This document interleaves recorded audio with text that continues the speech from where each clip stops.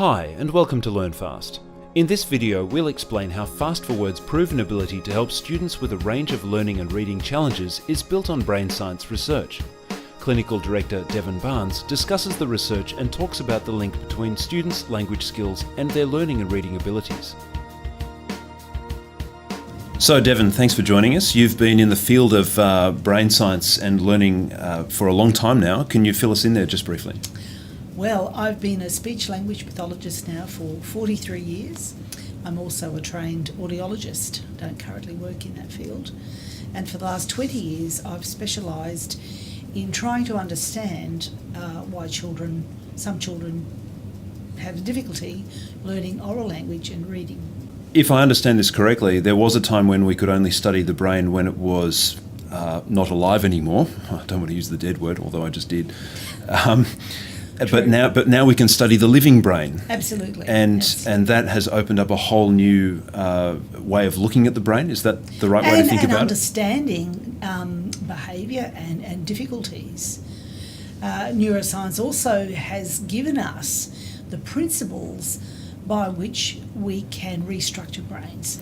Yeah, that's a very interesting topic. I believe the word is plasticity. That's exactly right. And we are now learning that we can help the brain to reorganise itself, or is it a case where we have become aware of the fact that the brain has the ability to reorganise itself and we just work around that? I think the most important lesson we've learnt over these last few years is that brains can change. We used to think that there was a critical period for brains to develop, and after that period, that was it. You had the capacity, brain capacity, maybe at 10 or 12, and you were stuck with that for the rest of your life. Well, we absolutely know that that's not true. So is it a case where we now see a clear difference between what you might call a normal brain and a struggling brain? Absolutely.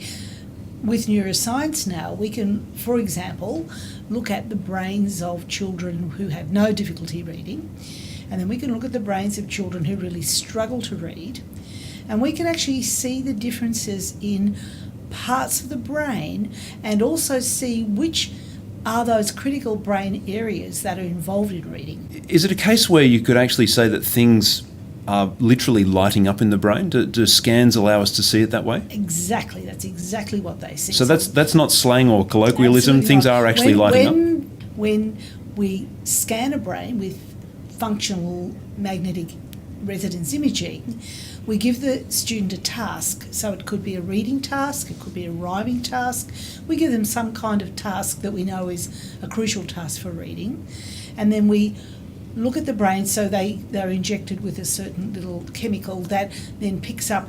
The brain actually uses energy, just like a muscle uses energy to move a muscle. The brain uses energy, glucose, when it's activated, when a part of the brain is activated. So we're looking at how that part of the brain is taking up energy to perform a function.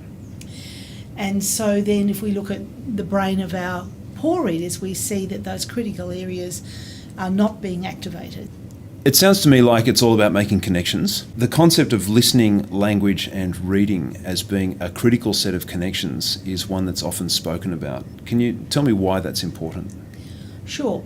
One of the most important messages I like to get across is that reading is a language skill. Even though it's not oral as such? But even when you read silently, what are you doing in your head? Well, I guess you're talking to yourself, aren't you? You're just talking to the words. Now, for children to learn language, first and foremost, they must be able to hear. So if you're born with a hearing loss, you won't learn language easily. So what happens in the child's brain? Every child is born with the capacity to speak any language. And they will learn the language that they're immersed in, the mother tongue. So in a child with fine hearing, their brain then gets fine-tuned to the sounds in the mother tongue. The baby is capable of making any sound that occurs in any language. So when the baby is developing language, it coos and goos and babbles.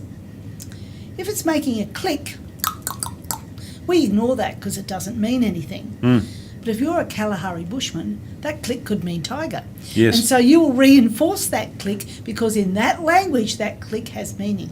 If our baby's living in an English-speaking environment, They coo and goo, and as I said, make all sorts of sounds. And one day they'll go, dad, dad, dad.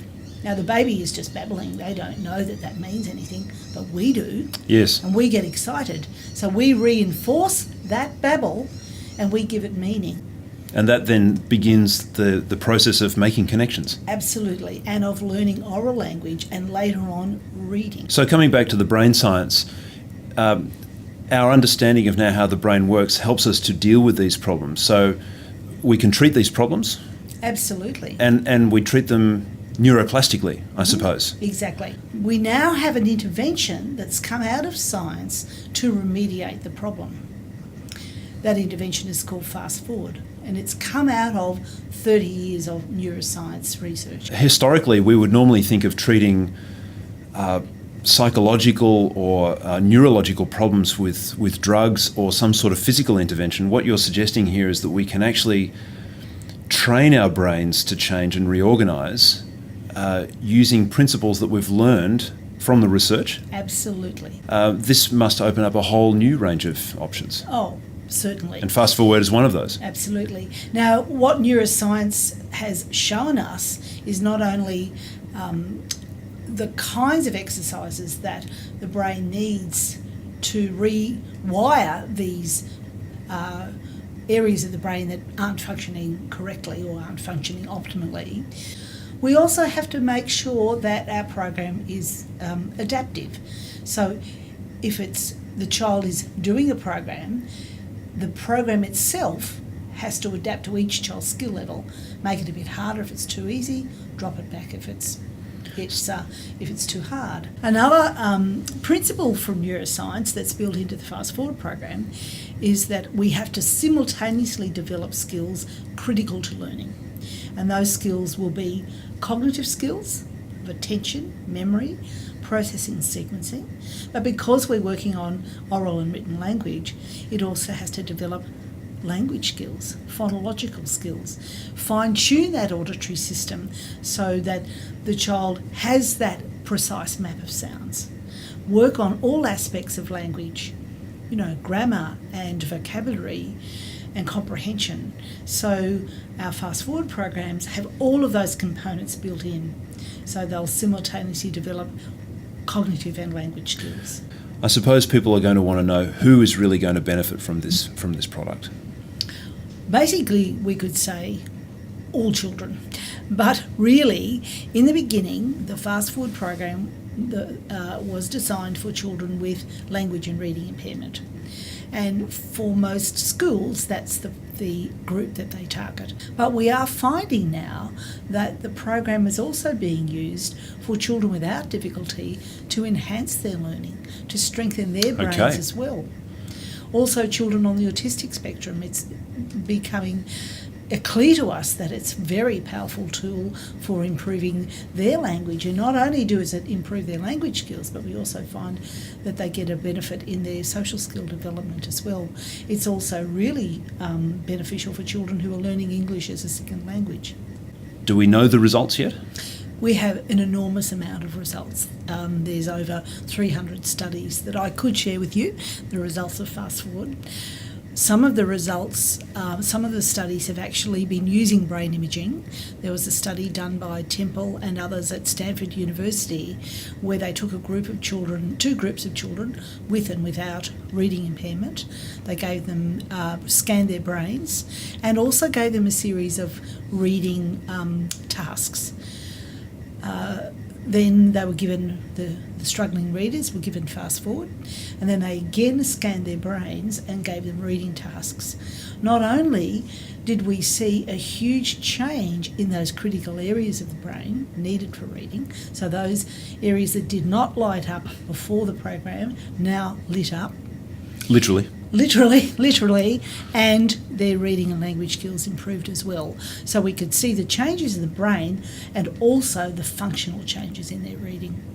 There are many, many studies being done in schools, mainly in the United States. We have some data from Australia showing the very positive changes in school districts' improvement in reading on their national tests, like our NAT plan, in schools that have implemented the Fast Forward program. Devin Barnes, it sounds like a very exciting field. It is, and I'm very privileged to do what I do. So thank you so very much. much. Thank you for sharing with us.